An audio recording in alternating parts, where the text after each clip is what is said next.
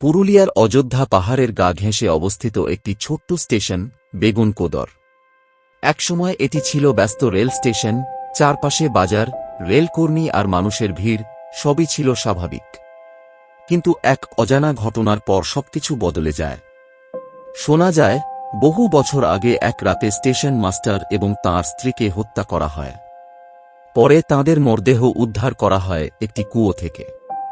এরপর থেকেই শুরু হয় অদ্ভুত সব ঘটনা। স্থানীয়দের দাবি, রাতে এখানে অদ্ভুত আলো দেখা যেত, ভেসে আসত অচেনা শব্দ, এমনকি শোনা যেত অশরীরী কণ্ঠস্বরও। ভয়ে একে একে রেলকর্মীরা স্টেশন ছেড়ে চলে যায়। প্রায় দীর্ঘ সময় ধরে এই স্টেশন বন্ধ অবস্থায় পড়ে থাকে। 2010 সালে আবার স্টেশন চালু করা হলেও রাত নামলেই চারপাশে নেমে আসে অদ্ভুত নীরবতা। সন্ধ্যার পর আর কেউ এখানে থাকতে সাহস করে না। আজও বেগুনকোদর স্টেশন ঘিরে ছড়িয়ে আছে এক অদ্ভুত আতঙ্ক, যেন এখনো কেউ অদৃশ্যভাবে পাহারা দিচ্ছে এই স্টেশনকে।